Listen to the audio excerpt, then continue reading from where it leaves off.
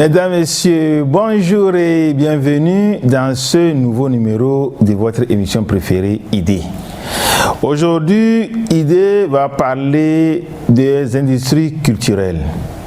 Et pour bien décortiquer ce thème, nous avons invité le spécialiste en la matière, à la personne de M. Komla Idomele. Il est le directeur du Bureau togolais des droits d'auteur, en abrégé BITODRA. C'est lui qui va nous expliquer ce que c'est qu'une industrie culturelle. Quelle est la portée d'une industrie culturelle dans un pays? Quels sont les avantages qu'un pays gagne si son industrie culturelle fonctionne bien? Et quelles sont aussi les conséquences pour ce même pays si l'industrie culturelle ne fonctionne pas bien? Monsieur Komla Idomele, bonjour et bienvenue dans Idée. Merci Monsieur Condor. Nous sommes aujourd'hui dans l'émission Idée que nous suivons depuis de loin. Nous pensons pouvoir apporter notre contribution pour éclairer le sujet du jour. Merci pour tout ce que vous faites pour éclairer la population togolaise. Merci pour avoir accepté positivement notre invitation. Industrie culturelle, êtes-vous bien armé pour répondre à nos questions par rapport à cette thématique?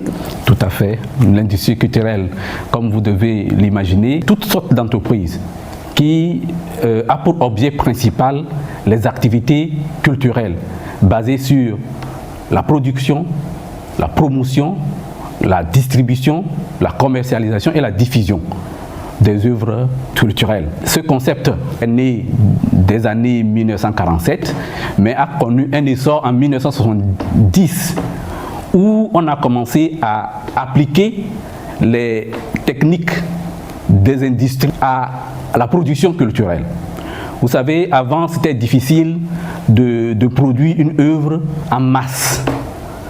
Mais à partir des années 70, avec l'évolution des technologies, eh bien, il était devenu plus facile de faire une production en série et en masse des industries culturelles.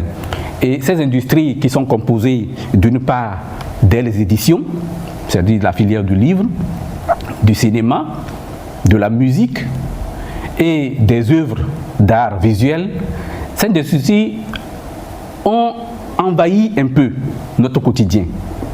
Aujourd'hui, vous pouvez facilement consommer la musique de partout. Avec aujourd'hui le numérique qui s'est installé, eh bien, la copie est devenue plus facile. Il est difficile d'identifier une œuvre originale d'une simple copie. Alors qu'avant, lorsque vous faisiez une copie, c'était simple. On pouvait voir par la qualité, la différence de la qualité. Malheureusement, cette différence-là a été carrément annihilée par le numérique. Vous êtes le directeur du Bureau togolais des droits d'auteur. Cela veut dire que vous êtes en quelque sorte ceux-là qui luttaient pour protéger les droits des auteurs, c'est ça? Exactement. Nous luttons pour protéger les droits des auteurs et le terme technique dit la gestion et la défense des intérêts des auteurs.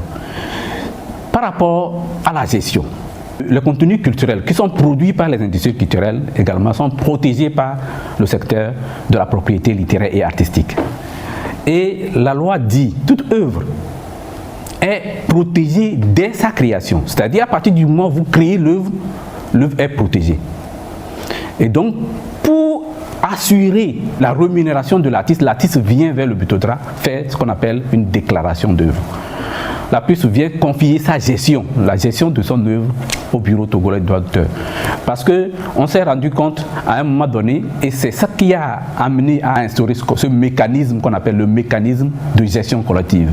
Parce qu'on s'était dit, à un moment donné, les gens se sont dit, s'il faut que l'artiste lui-même puisse gérer ses droits, ce qu'on appelle les droits d'auteur, c'était difficile parce que l'œuvre pouvait être exécutée à X endroit et à Y endroit.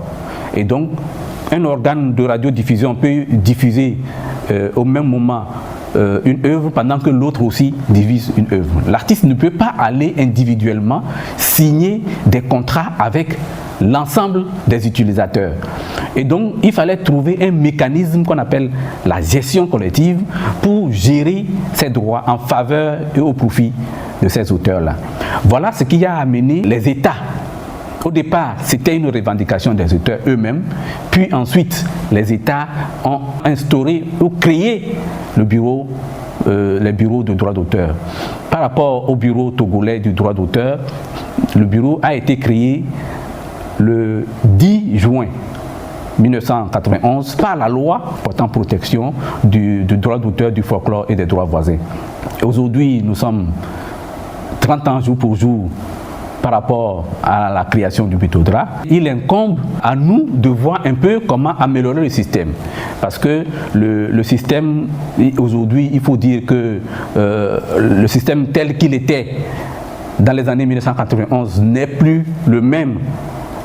Aujourd'hui, en 2021, le système a évolué, le mode d'exploitation a évolué. Pourquoi pensez-vous qu'il est nécessaire de protéger le droit des artistes? L'artiste, c'est un créateur. L'artiste, en fait, n'a pas de salaire. C'est un travailleur comme tout autre, mais il n'a pas de salaire. Malheureusement, lorsqu'il produit une œuvre, il y a des utilisateurs qui l'utilisent justement dans leur commerce pour en faire une exploitation. Vous savez, nous, on a une manière de classifier ce qu'on appelle les utilisateurs d'œuvres de l'esprit. Si nous prenons le cas de la musique, vous prenez les boîtes de nuit. Les boîtes de nuit ont pour matière principale la musique. C'est-à-dire, si la musique n'existe pas, la boîte de nuit n'existe pas. Vous avez un exemple, là nous parlons de la musique comme essentielle à l'activité. Donc, et ensuite nous avons les exploitants qui utilisent la musique de façon accessoire. Accessoire, c'est-à-dire la musique n'est pas nécessaire à l'exploitation de son activité. C'est tel les bars. Le bar, lorsqu'il enlève la musique, eh bien, il peut continuer à fonctionner, même s'il y a une plus-value que le tenancier du débit des boissons perd.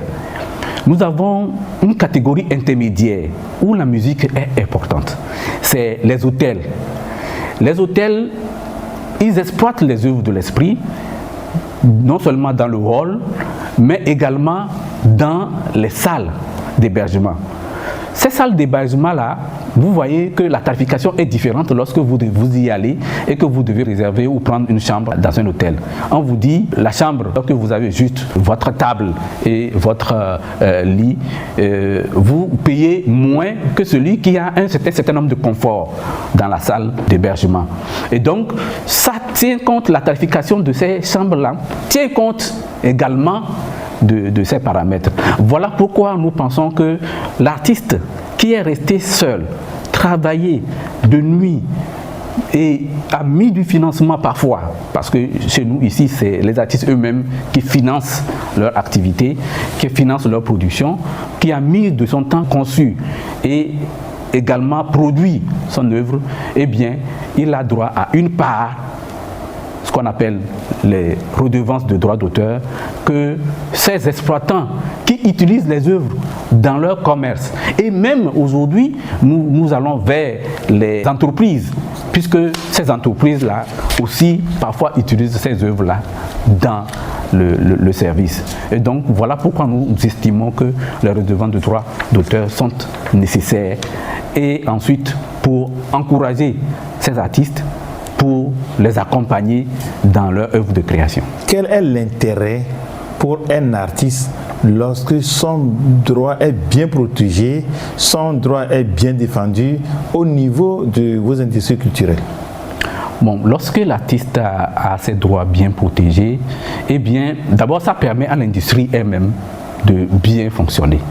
Parce que l'artiste a un peu plus de moyens, ça permet de rémunérer l'artiste, ça permet à l'industrie également d'avoir un bon chiffre d'affaires et ça permet également à l'État de s'occuper de cette frange de population qui parfois est désarmée.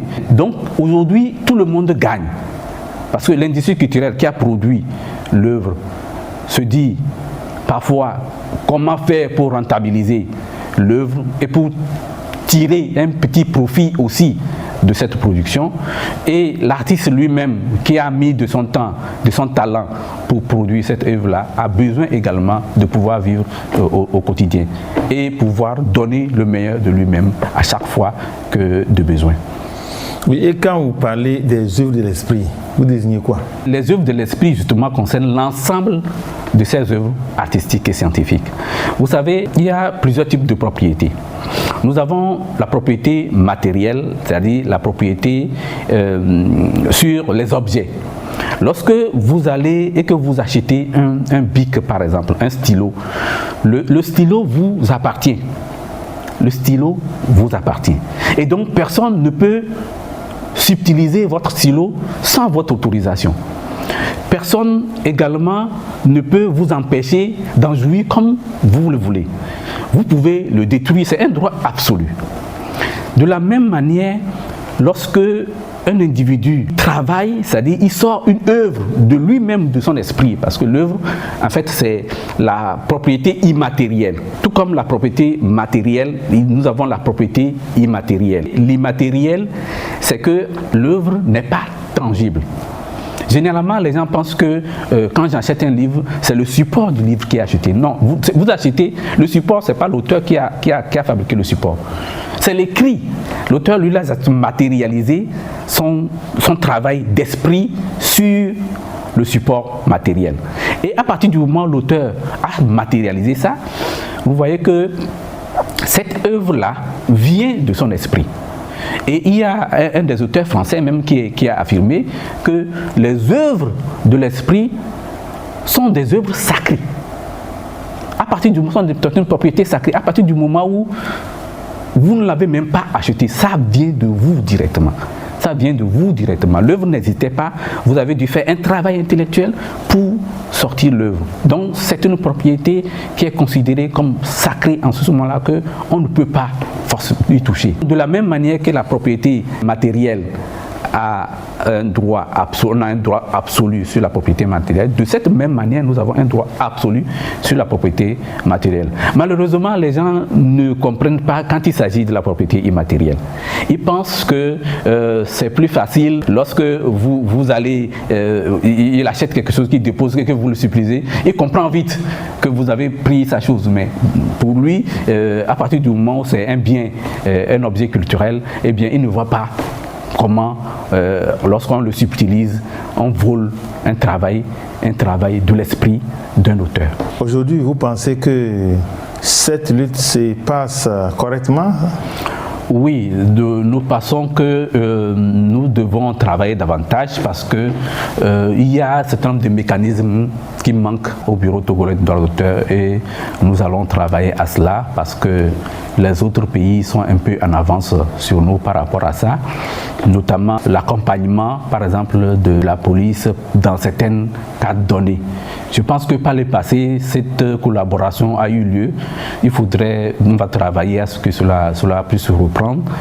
Et ensuite, je voudrais attirer l'attention aussi de notre population, de la population togolaise, sur le fait que les objets culturels ont une spécificité. Et voilà pourquoi la protection est renforcée sur ces objets culturels-là. Parce que l'objet culturel, sa spécificité, c'est quoi? C'est que lorsque vous consommez l'objet culturel, il ne finit pas, il ne s'épuise pas. Il n'y a pas cette théorie d'épuisement sur l'objet culturel. Lorsque vous achetez une tomate, par exemple, la tomate, lorsque vous l'achetez et que vous l'utilisez, vous la consommez, eh bien la tomate n'existe plus. C'est-à-dire que vous avez épuisé votre droit de consommation sur la tomate. Mais lorsque vous achetez un livre et que vous l'avez fini de le livre continue d'exister. Voilà la spécificité d'un objet culturel. Le livre continue d'exister. Et maintenant, lorsque vous l'achetez pour un cercle privé. Vous l'achetez pour vous-même, pas pour les autres. Lorsque vous avez acheté la tomate, par exemple, et que vous la consommez dans votre cercle familial. Vous ne la partagez pas avec tout votre entourage. Vous la consommez vous-même. Mais malheureusement, par exemple, les œuvres de l'esprit, lorsqu'on la partage, alors qu'on l'a acheté pour soi, et on l'exploite parfois aussi dans son commerce, il faut payer ce qu'on appelle les redevances de droits d'auteur. Et nous devons travailler davantage pour encourager nos auteurs. Et ça, il va aussi de notre population. Parce que notre culture nous appartient à tous. Personne ne viendra d'ailleurs pour protéger notre culture. Plus nous la protégeons, plus nous payons les redevances de droits d'auteur, plus cette culture-là va avancer et sera représentée au niveau international. L'image du pays vient souvent de notre culture. Est-ce que vous pensez qu'aujourd'hui, cette lutte peut porter fruit à partir du moment où, sur le marché, nous voyons des livres contrefaits que les jeunes vendent de gauche à droite? C'est ce qui est sorti de la tête de quelqu'un. C'est l'œuvre de quelqu'un. Nous voyons au niveau de la musique, la manière dont la production est piratée. À travers cette contrefaçon et ce piratage, pensez-vous que la lutte peut aboutir? Oui, nous pensons qu'elle peut aboutir parce que nous travaillons à cela et nous allons développer des mécanismes pour ça. Par rapport aux livres, par exemple, je pense que c'est facile de contrer ce phénomène à travers des actions sur le terrain. Mais par rapport à la musique qui s'est transposée dans le numérique, où il est difficile de contrôler l'exploitation numérique. Parce qu'une fois que l'œuvre est sur le numérique, eh bien, n'importe qui peut la recevoir et n'importe qui peut l'exploiter. Nous, à ce niveau-là, d'abord, nous avons travaillé, cette loi hésitait, les gens ont commencé à travailler cette loi avant que je n'arrive. Et aujourd'hui, nous avons finalisé cette loi, une nouvelle loi, qui doit s'adapter au contexte aujourd'hui du numérique. Et cette loi est aujourd'hui au niveau du secrétariat général du gouvernement. Donc nous espérons, nous avons bon espoir que le gouvernement se saisisse de ce dossier pour faire adopter ça. Parce que notre texte actuel n'est pas adapté. La loi actuelle a été votée au moment où il y avait encore les cassettes. Il y avait encore les cassettes. Nous sommes passés des cassettes à ce qu'on appelle les CD, puis des DVD. Aujourd'hui, nous sommes à l'étape des clés USB, des cartes mémoire et même des systèmes numériques. C'est-à-dire que tout a été dématérialisé. Rien n'est juste sous forme de support en tant que tel. Aujourd'hui, il est facile pour quelqu'un qui a consommé une œuvre d'ici de l'envoyer aux États-Unis en une fraction de seconde. Donc aujourd'hui, il faut que notre texte de loi s'adapte.